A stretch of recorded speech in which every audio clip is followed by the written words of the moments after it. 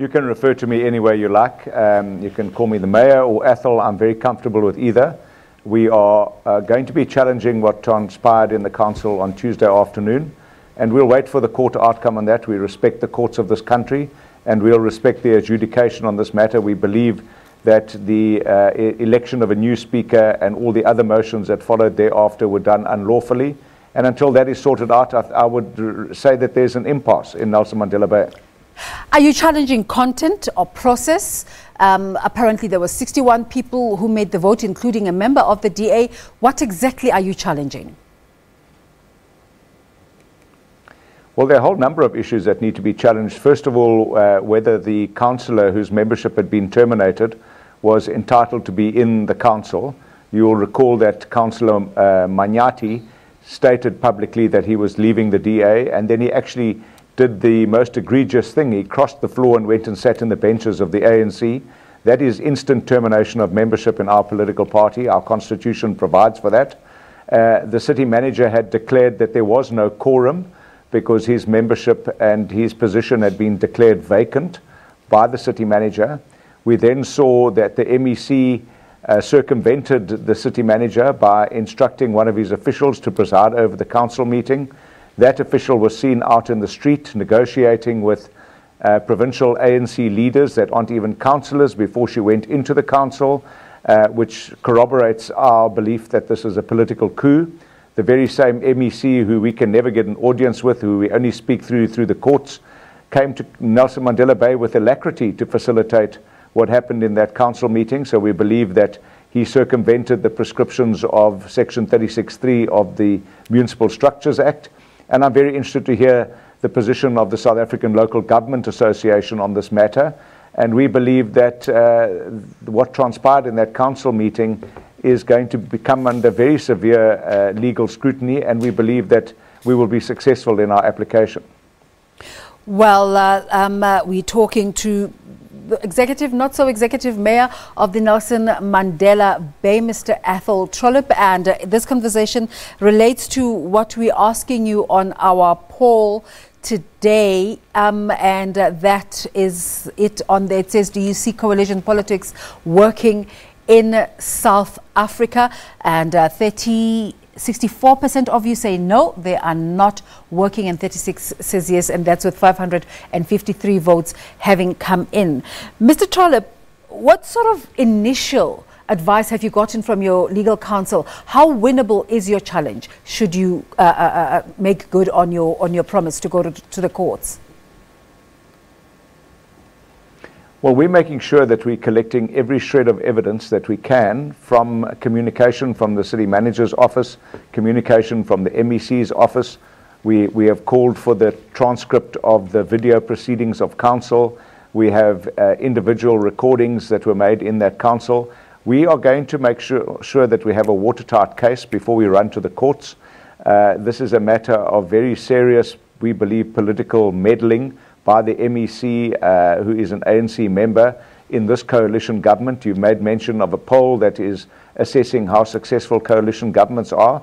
I believe, and we believe, that this coalition government has been really, really successful. That is why we have so much attention against it. The ANC does not want us to succeed with our coalition governments. We've had the most extraordinary partners in the African Christian Democratic Party and the Congress of the People, and also the Patriotic Alliance. We are a coalition government that's achieving what no government has ever achieved before in Nelson Mandela Bay, and we're very proud of our achievements. I believe the people of Nelson Mandela Bay voted for change, they got change, and they are outraged at what happened on Monday. And if it does succeed, I believe those parties that were involved in that political coup will be punished at the next election by the electorate, because South Africans have come to learn that the real power in politics lies with the voters, not the politicians. You say this coalition has been very successful, and let me ask you two things. One, you say that you have been really successful, but do you want to disregard the assertions that your leadership, your administration, has only been tendering to certain parts of the community, and this is the white community, number one? So on that basis, why would you say you're successful? The second one, you tweeted yesterday, you responded to a tweet by the leader of the ACDP, Reverend Moshe, who was saying that the DA has not even been grateful that they helped you in this coalition. You have just completely disregarded them, and you responded to the tweet. And you can take us back to those contents to show that it has not really been successful. First of all, let me answer your first question first and say that whoever says that we have been pandering only to the white community is actually misrepresenting themselves. That's typical ANC propaganda.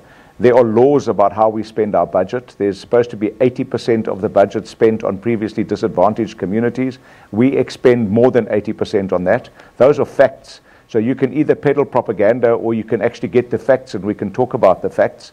The facts speak for themselves. We've spent much more than 80% of our budget in poor and formerly disadvantaged communities, and we're very proud of that. We have been doing things in poor, disadvantaged communities that have never ever been done before. We've also established a Metro police force where there are precincts officers in the township communities where there were never Metro police before. We also have got, our credit rating has been upgraded, and it is the equivalent of that of Cape Town. It's the highest in the country. We're very proud of that.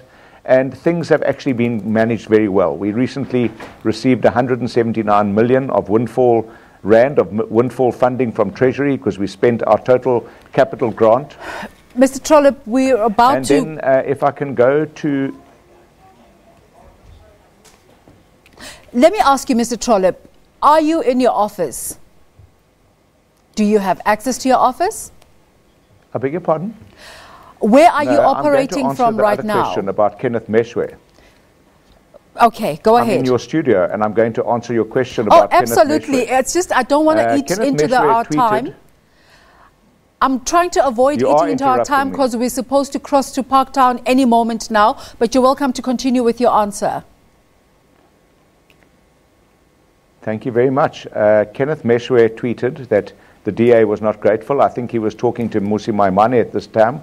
When you look at his further tweets, he said that the only reason I'm being removed is because of the color of my skin, and he said he did not support that. We have had great cooperation with all our coalition partners in this municipality. We operate as a team, and the fact that they're all still with us, whether we're in opposition or government, is an indication of how strong our partnership is in this metro. So I think you need to look at all the facts in this matter before you make assertions. Do you have access to your office, your mayoral office? No, my personal effects were cleared out of my office yesterday. While I was in Cape Town, I wasn't even given the courtesy of being able to pack it up myself. What happens in the interim in terms of service delivery? Well, the government goes ahead. When we took over in 2016, we didn't take over in a vacuum. There's a budget, there are officials who are earning a salary, there are programs and projects. Government goes ahead. The World Ironman Championships is underway. We're going to be hosting that on the weekend. So life goes on. What needs to be sorted out is who is in political control of the city, and we're going to wait for the courts to make that decision. Mr. Trollip, when you have survived almost 3 motions of no confidence, at what point do you realize your opponents will stop at nothing to ensure your exit? Well, look, the facts are that there have been at least 6 attempts to put a motion of no confidence against me. Monday was the first time that it was actually ever put. The sponsors of those motions have never had the numbers or the conviction to do that. They were able to convince one of our members to vote with them on Monday, and they were successful in removing the speaker. But that was only the first step in this game. This game is about getting the job done according to the law, and they have jumped the gun, and we believe that they have made some fundamental mistakes, and we're going to contest those mistakes. We are not going to give the city back to those who tried to steal it before, and we are not going to let anything rest until we have saved the situation. Mr. Athol Trollip, thank you so much for your time. We could continue with the conversation, but we need to be crossing to Parktown any moment now. I imagine we will continue to talk with Mr. Trollip as the story unfolds.